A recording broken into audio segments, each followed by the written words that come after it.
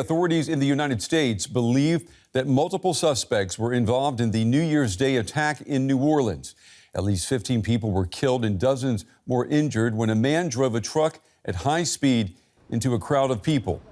The area today remains an active crime scene. Victims included a college sports star and an aspiring nurse. Some of those killed are still being identified. The driver was killed in a shootout with police as the incident unfolded. U.S. President Biden has called the attack despicable.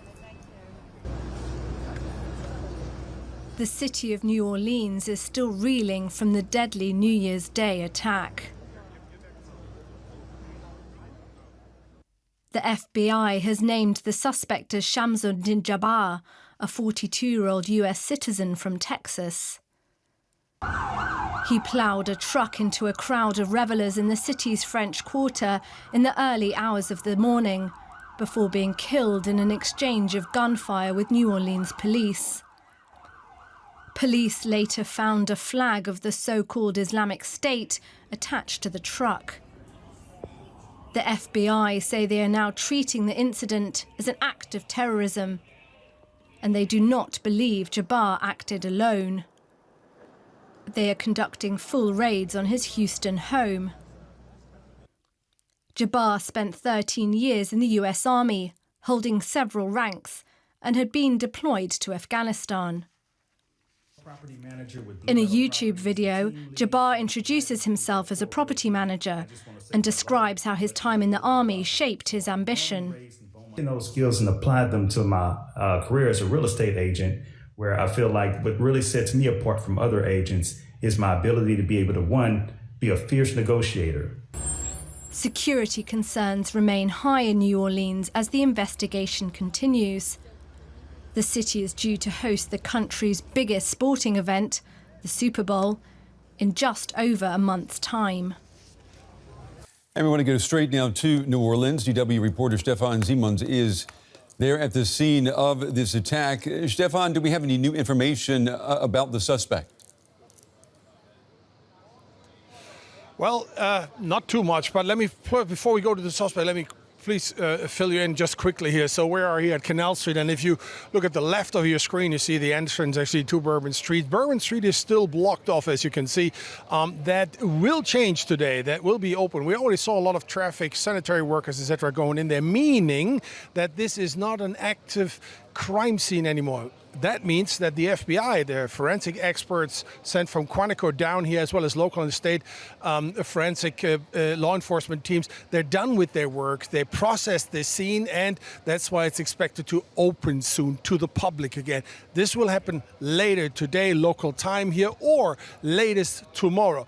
Now to the suspect, still 42 years old. We're filling in a few blanks. Apparently, the man had shot some videos as he was driving to the scene and planning his attack on those revelers in the New Year's night, shooting videos and telling, we haven't seen him, but authorities saw that, and we're talking to authorities, and there are some sources spilling the beans on this one, telling in those videos why he's doing this, that he affiliates now with ISIS, of course, and B, that he wants to kill his family. And then he apparently, as stated in those videos, retracted from this and chose instead to kill innocent people on Bourbon Street. 42 years old, former military, a human resources officer, one tour in Afghanistan, and since 2020 not in the military anymore, but in the National Guard, so he is a veteran.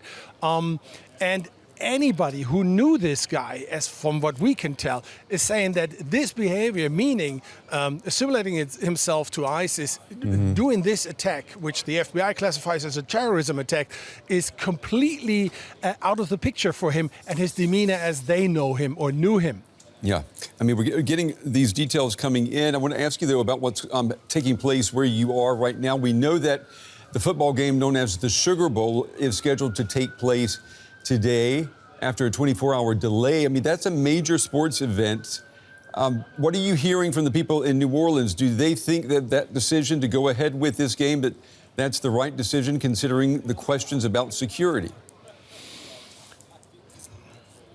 Overwhelmingly, I think the notion here is that it was the right decision to postpone this for 24 hours, and it also is the right decision to go on with this game. Now, there's also, as you know, follow the money in America, a economic consideration to this, because there's a lot of tourists here, a lot of fans, American football fans in town, and they want to see that game. They have paid for this, etc. You're absolutely right. There is and was, of course, renewed security concerns now because of what happened here on New Year's Eve. But authorities make a point over and over and over again that they will beef up security, of course, with local, state, federal law enforcement agencies, that they will be well prepared to have beefed up security for this game tonight, and that everybody is safe and that there's nothing going on here which poses another threat to the public. So, again, the problem, though, is that, of course, a lot of people have doubts about the security and safety precautions they took here in New Year's Eve night in Bourbon Street, because, you know, those risers, those metal poles which come out of the ground, they didn't work. There was just a police car and some metal barricades there, and that's what allowed the attacker, the 42-year-old Army veteran, to drive his electric F-150 pickup truck into the crowd here. DW reporter Stefan Simons with the latest from New Orleans for us on this Thursday. Stefan, thank you. We're going to return now to our top story. 2 possible terror attacks in the United States within hours of each other in New Orleans and then Las Vegas. President Biden saying authorities are looking into any possible connection between the two.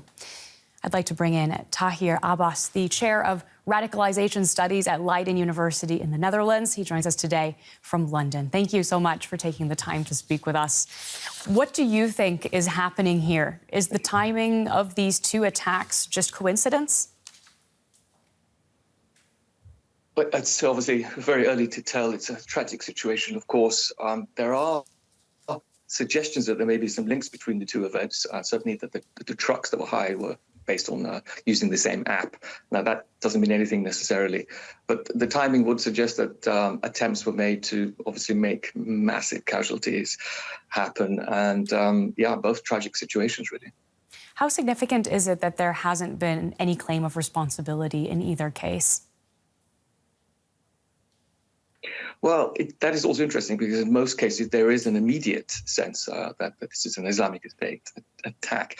Now, it's not clear that it is. There's nothing to suggest that it is. We have some paraphernalia in the back of one of the trucks that indicates some support of Islamic State. We don't know what the individual was going through. When we think about recruitment and the tactics of Islamic State, they're often playing on people's vulnerabilities and individual psychological issues. We have to look at those concerns. We have to see this as an individual case at first before we start to draw more systematic patterns. Give us a bit of context here. How big of a threat is Islamic State in the United States today? Again, not really much evidence suggests that it is in the current climate. We know that there's obviously instability across the Middle East. The recent events in Syria are also illustrative of a destabilization and reconfiguration. And many of the Muslim majority countries across the Middle East are very anti-Islamic State, and they will be coordinating with each other and with Western powers to try and minimize, eliminate the threat that the Islamic State was, and in some cases is in very small fringes. Nobody wants their return, and I think that it's just too early to tell what might be driving this. Now, I know that a focus of your research is on Islamist extremism and also far-right extremism and how the 2 feed off one another. Do you see examples of that happening in the United States? Yes, for sure. I mean, I think what we've got is quite a lot of concern around identity, belonging. There are huge concerns in relation to inequality and status.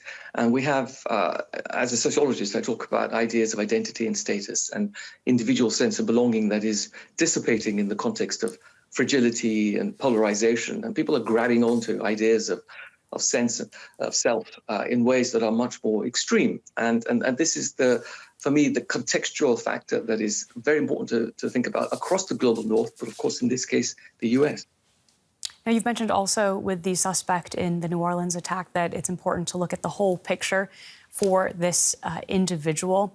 How would you say Islamic State-inspired attacks can be prevented? Is there a means to do so if they are recruiting specific individuals who might be prone to joining up?